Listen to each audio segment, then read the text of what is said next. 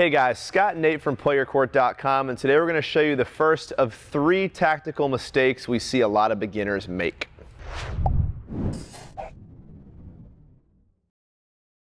Alright guys, today we are talking about some tactical mistakes that we see a lot of beginners make. This video, to be clear, is for players with a PlayYourCourt rating of 60 and below.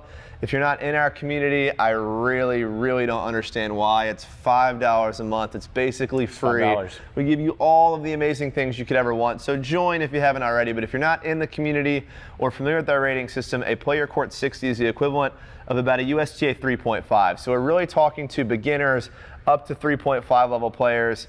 If you're above that level, turn this video off. Hopefully you're not doing this stuff. Nate, talk to me. What are we getting to today? Yeah, so this series we're going to be talking about tactics.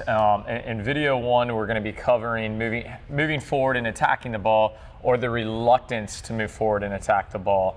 In the beginning, when we're first learning this game, it's really about consistency, and we're trying not to miss, right? But that's also what keeps us at the lower level, is by not developing weapons and not learning how to attack. Now, certainly, can we get to a high level by building just a ridiculous amount of shot tolerance and consistency? Yes, but it's also the ceiling, all right? So in this particular play, and you might be guilty of this, right? You get a ball that's like a mid-court ball or a short ball, and you run in to hit it, and then you're quickly scurrying back to the baseline, right? Because you're not comfortable at the net yet, all right? So this is tactical mistake number 1, not attacking, not tactically making a decision on how to hurt your opponent. And today we're going to talk about how to fix it. All right, there's 1,000 different ways you can fix it, but we're going to focus on just a couple, and we'll keep them really simple for you. And I've got a quick story for you to just drive home this point too. So even as an ex-Division I college tennis player, I didn't like to come to the net and volley. I might have blossomed a little bit late. Wish I had seen this video back in my junior career. Doesn't like coming to the net. I'm still not a big fan of it, but what my college coach said is, look, you're 6'3", 200, and at the time 5 pounds, maybe a bit heavier now. You're much more comfortable at the net than your opponent is trying to get the ball past you at the net. And if you bring that all the way down to the beginner level, I think it's probably even more challenging, right? Like if you're just getting going with tennis, you're certainly not comfortable moving the ball around or redirecting the ball around a target at the net. So even coming up to the net and just planting there and just existing, you're going to put a lot of pressure on your opponent that you don't when you run back to the baseline. So this stuff is important. We'll dive into more of it now.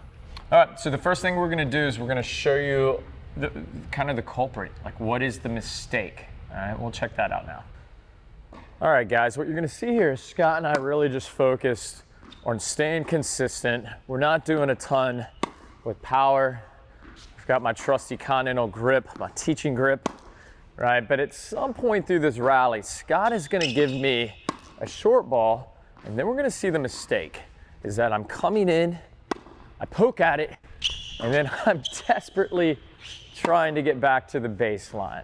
So guys, you can see there, I'm really not making myself much of a threat when I'm getting this short ball. I'm simply getting up there and I'm poking it back to Scott because I'm more concerned about what's going to happen to me being at the net, right? So I'm not even thinking about attacking, I'm simply surviving. Just terrified. I don't want to go up to the net. It's scary up there. I'm going to run back to the baseline, hide. So there's a couple things that are happening here. Is one, Scott is going to get really comfortable, right? Because if he's never being attacked when he's hitting a short ball, at that point he's not really worried about what's happening with his strokes. He's going to be free. It's huge to highlight that too, because you think about when you're playing with beginners, if all of a sudden there's no penalty for you hitting the ball short, your target area just got way bigger, right? Right, 100%. Your opponent's going to loosen up a whole lot quicker because there really is no threat, all right?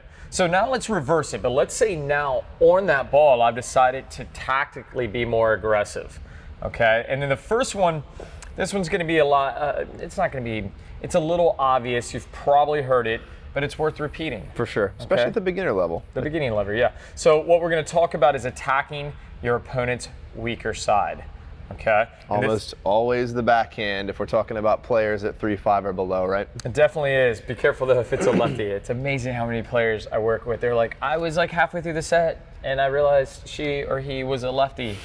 Like, wait a second.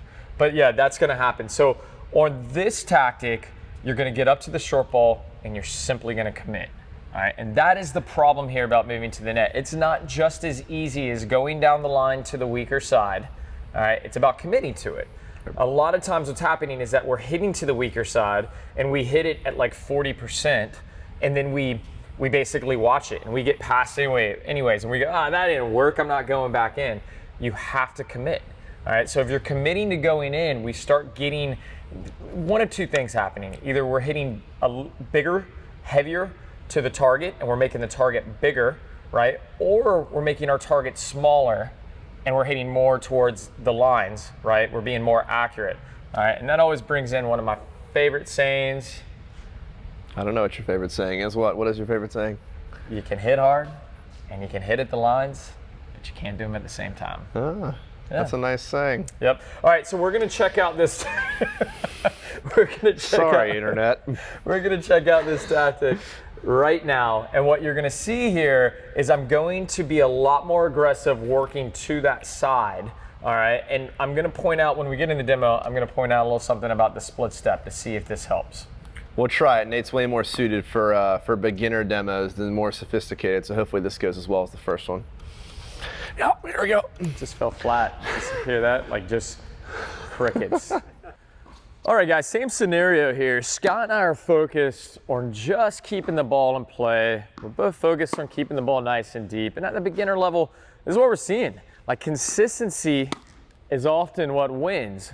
But really, to get to this next level, as soon as Scott breaks down short, I'm gonna start focusing on attacking that weaker side to where I can set up and put the ball away in the open court.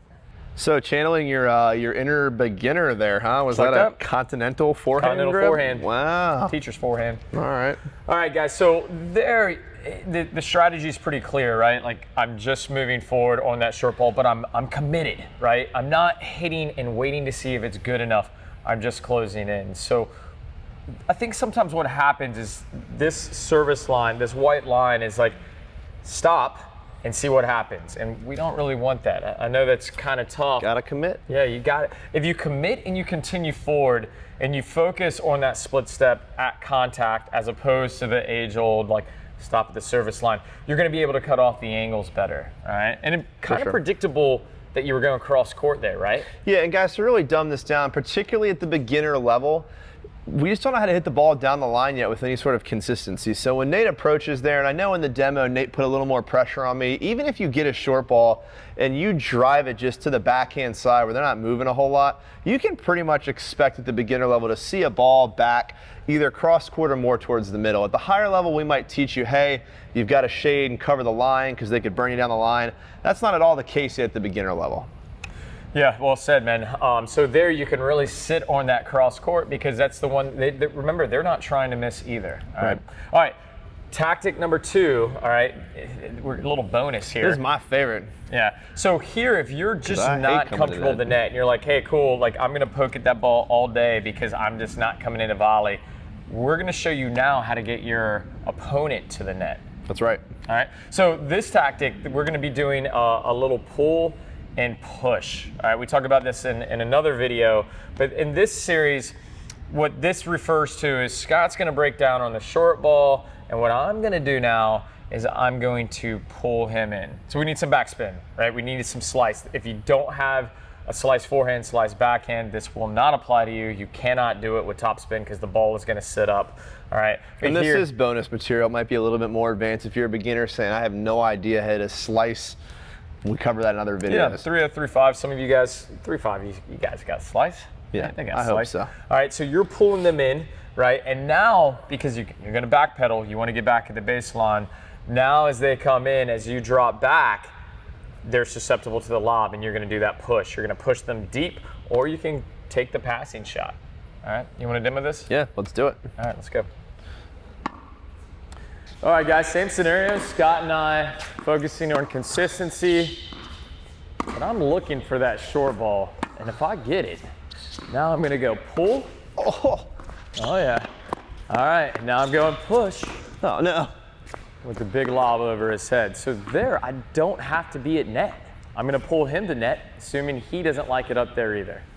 All right, so in the last demo, Scott hit deep, giving me the lob. But on this one, when he breaks down short, he's gonna try to drop me back. So So I'm gonna stalk a little bit.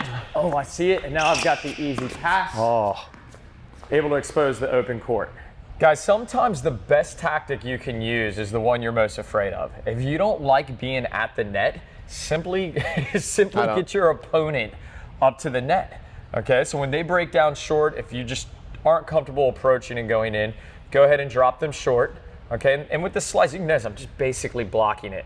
And then as they come into the net where they're probably also uncomfortable, definitely at a 3-0 level, being a little bit, shaky up there. At that point, we can either look for the push, which was the lob, all right, or we can go for the pass. All right, notice we showed you 2 examples because it's not guaranteed as the person your opponent is running in off your drop shot is going to hit deep, and I needed that deep ball to go for the lob. All right.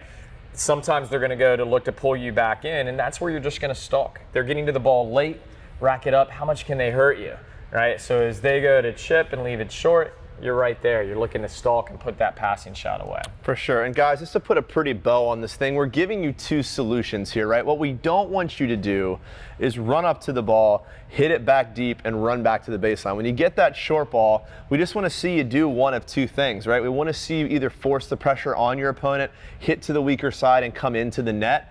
Or like we just talked about in the last example, there's a couple different options where you can drop the ball short to win the point. But what we don't want to see is when you get that short ball, you just poking it back deep and running back to the baseline. Hopefully this helps. As you guys know, Nate and I at Play Your Court just want to see you improve your game.